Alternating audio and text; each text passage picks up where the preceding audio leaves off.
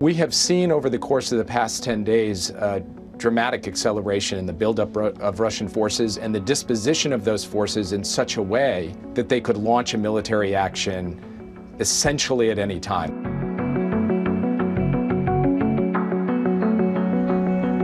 A critical week in the Ukraine crisis amid growing fears Russia could invade in days.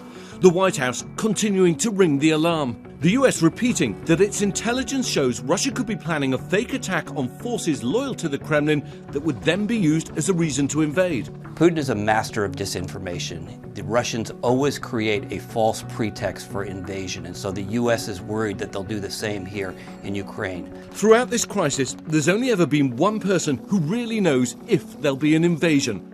Russian President Vladimir Putin. It will start with massive cyber attacks. These cyber attacks will do things like shut down communication, shut down critical infrastructure like water and power to try and create chaos. Later today, more US forces expected to deploy from Fort Bragg into Eastern Europe to support NATO allies, though they won't be going to Ukraine. Russia's latest movement, a Kilo-class submarine sailing to the Black Sea, where more than 30 Russian ships have been taking part in naval drills.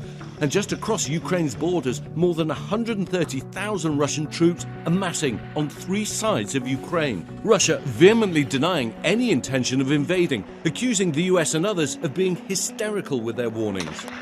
Over the weekend, President Biden speaking with Vladimir Putin without any sign of progress, following the call US officials saying time may be running out for diplomacy. The US has told all American citizens to leave Ukraine immediately as it draws down embassy staff, other nations following suit, with more than 24 countries telling their people to get out now.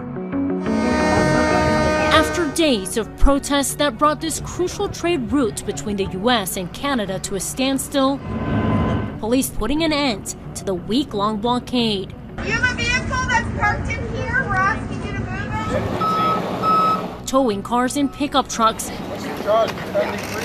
and arresting a handful of protesters.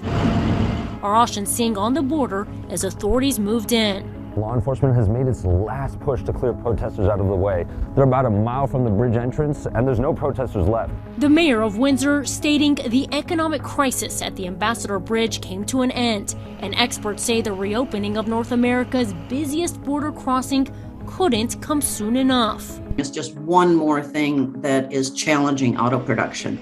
I would think that plants would start up early next week. But in Buffalo, similar protests converging at the Peace Bridge.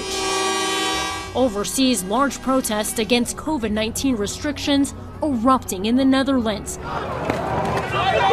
And over the weekend in France, tear gas clouding the Champs-Élysées as police clashed with protesters, more than 50 arrested.